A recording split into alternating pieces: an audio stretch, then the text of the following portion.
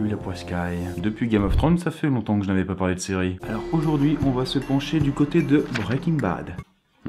Et dans le top des séries hallucinées, qui sont basées sur les notes des spectateurs, Breaking Bad arrive en deuxième position, juste derrière Game of Thrones. Le monde est quand même bien fait. Et sachant que c'est une série quand même assez culte, elle mérite bien sa petite vidéo. Et je vous rassure, même si vous n'avez pas vu Breaking Bad, j'ai fait en sorte de sélectionner des trucs qui puissent parler quand même à peu près à tout le monde. Et quand il y a des spoilers, si ça vous intéresse ensuite de voir la série, eh bien ils seront signalés. Donc j'espère que ça vous plaira. Et si c'est le cas, n'hésitez pas à me proposer d'autres suggestions de séries. En attendant, partons dans l'univers sombre d'une série dopée à la Blue Sky.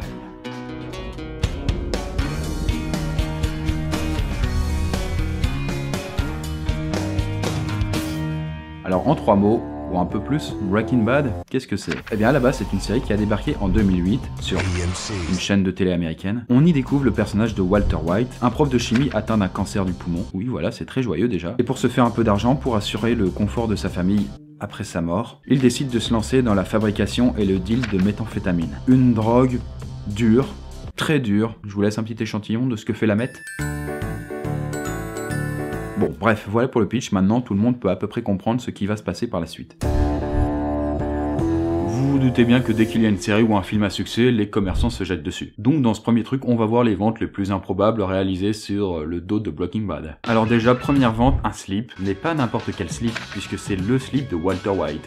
Je vois plus rien. Eh bien, il a été mis en vente à la fin du tournage, sans aucune prétention particulière. C'est qu'un putain de slip, ce sera plus facile comme ça. Mais à peine est-il arrivé en ligne que les fans de Walter se sont exprimés, faisant grimper son prix à toute vitesse pour atteindre la somme finale de 9 900 $.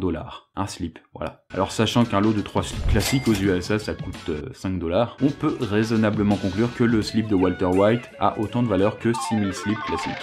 Tout va bien.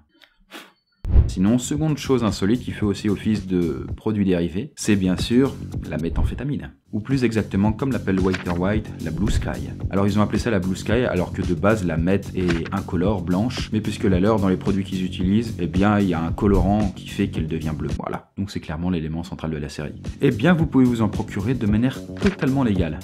Bon, en fait c'est des bonbons. Des chimistes se sont amusés à reproduire de la meth, mais avec du sucre coloré. Pour tous les fans qui n'ont pas envie de se shooter. Et le résultat visuel est à s'y tromper. Mais évidemment, les dérivés n'ont pas été toujours très légaux de ce côté-là. Avec le succès grandissant de Breaking Bad, certains dealers ont bien compris qu'il y avait du pognon à se faire de ce côté-là. Alors ils ont fabriqué et trafiqué de la vraie meth pour la rendre bleue comme dans la série. Et les plus grosses ventes de cette saloperie ont eu lieu au Nouveau-Mexique. Mais comme les scénaristes de la série l'ont rappelé, la meth pure et transparente. Et tous ces dérivés peuvent être extrêmement toxiques, bien plus que la vraie. Sachant qu'elle-même est quand même vachement toxique, je vous laisse imaginer un petit peu le palier quoi. D'ailleurs pour le tournage, au cas où on se le demande, c'était pas de la vraie meth bien sûr, mais du sucre cristallisé là aussi. Donc les bons becs sont pas loin d'ici. Et parmi d'autres objets, comme les combinaisons, elles sont entrées au National Museum of American History à Washington.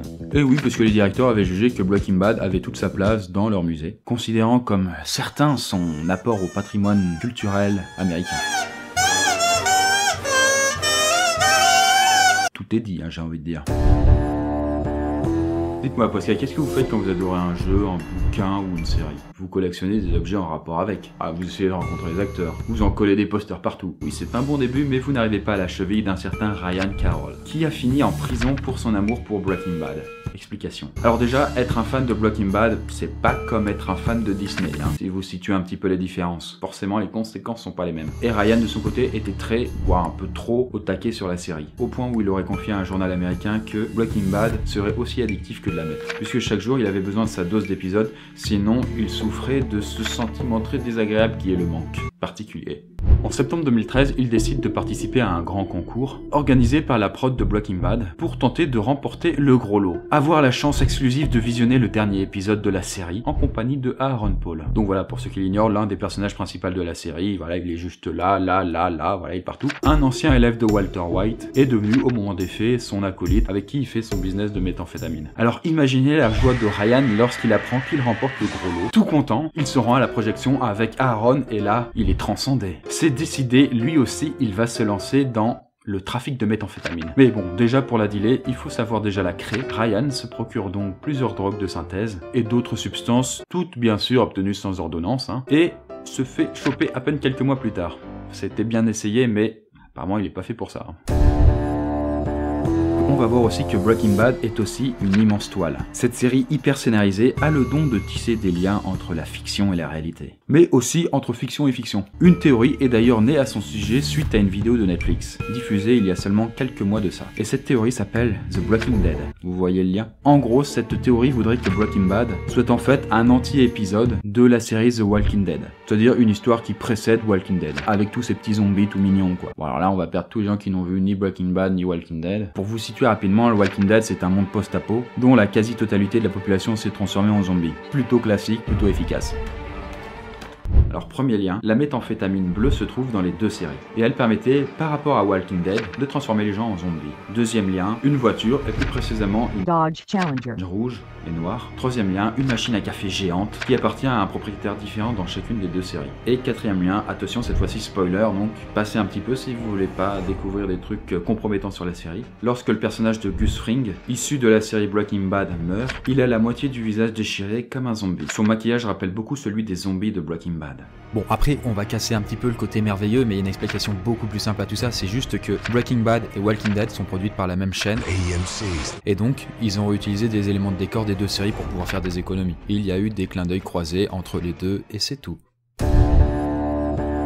Oui, cette fois on rigole pas, on va parler d'une vraie théorie. Bon déjà il faut savoir que l'acteur qui jouait Walter White, Bryan Cranston, était déjà connu pour jouer dans la série Malcolm. Ceux qui connaissent, ça saute aux yeux. Et si vous savez cette vieille série des années 2000, où on suit la famille d'un gamin plus intelligent que la moyenne. Mais si, ce gamin en plus, il ressemble trait pour trait à Squeezie. Oh my god! Je plaisante Squeezie, bien sûr, tu lui ressembles qu'à 85%. Eh bien Brian y a interprété son père. Et pour en revenir à Breaking Bad, si vous achetez le coffret de la saison 5, vous pourrez y découvrir dans les bonus une fin alternative, qui n'a strictement rien à voir avec la véritable fin. Puisqu'on y retrouve bien Brian, mais en tant que père de Malcolm, et il se réveille brusquement à côté de son épouse et regarde partout autour de lui. Sa femme lui demande alors « Mais qu'est-ce qui se passe, merde ? Il y en a qui dorment !» Et son mari lui répond « Tu vas pas me croire, j'ai rêvé que j'étais un dealer de drogue cancéreux, avec tout plein de détails sur l'univers qu'il a côtoyé. Un univers qui ressemble étrangement à celui de Breaking Bad. » Cette fin, aussi surprenante que comique, signifierait donc que tout ça n'était qu'un rêve. Alors oui, on les connaît bien les théories fumeuses sur les rêves, mais pour une fois j'avais envie d'en faire une. Et surtout, au-delà de la petite blague, le créateur de la série, Vince Gilligan, a confirmé quand même qu'il s'agissait bien d'une fin alternative à la série. Alors oui, l'une des fins alternatives, parce qu'en fait, oui, il en a partagé plus de 5 autres. Bon, allez checker les sources si ça vous dit, il y en a beaucoup. Je ne suis pas en danger, je suis le danger. Voilà, une réplique culte de Walter White, qui aurait même pu être prononcée par le vrai Walter White. Et oui, puisque on va voir qu'il existe un vrai Walter White dans la vraie vie, mais il existe aussi un vrai Walter White Jr. On va commencer par le cadet de la bande. Alors qui pourrait être Walter White Jr. Eh bien personne d'autre que son propre interprète, j'ai nommé Roy Frank Might. En fait, pour vous resituer, Walter White souffre d'une infirmité motrice cérébrale. Voilà, donc c'est une maladie qui va engendrer une déficience intellectuelle et des difficultés à déplacer son corps. Eh bien Roy est atteint exactement de la même maladie. Alors bon, pas autant qu'il ne le laisse entendre quand il joue Walter Jr., mais du coup il sait exactement de quoi il est question. Donc c'est plus facile pour jouer le personnage, on va dire. Il vit son rôle pour de vrai.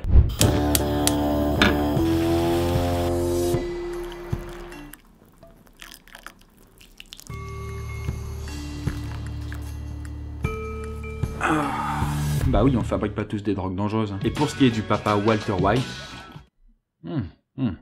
il a aussi son double, un certain Walter White. J'en avais déjà brièvement parlé dans ma vidéo sur la drogue, mais bon, maintenant elle est quand même très vieille. Et devinez quoi, cet Américain, qui ressemble d'ailleurs physiquement assez au personnage de fiction, a été condamné à 12 ans de prison pour trafic de méthamphétamine.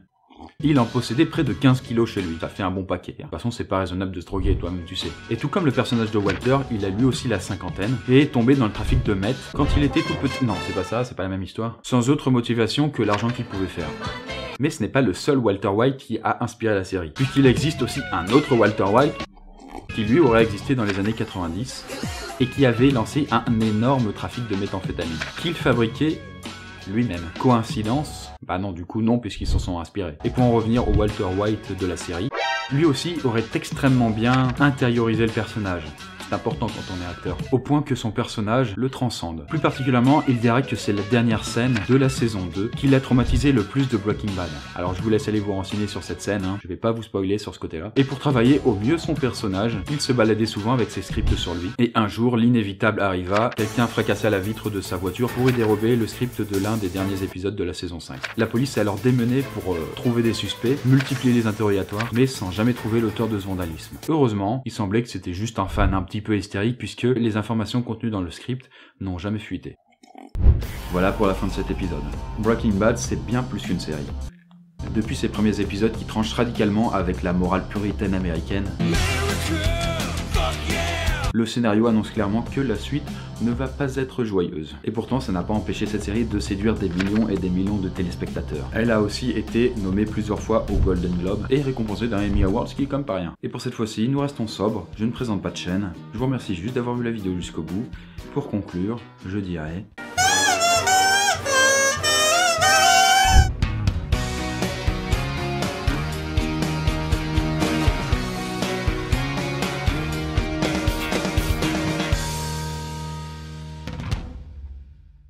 Alors déjà, en première vente, on a un slip.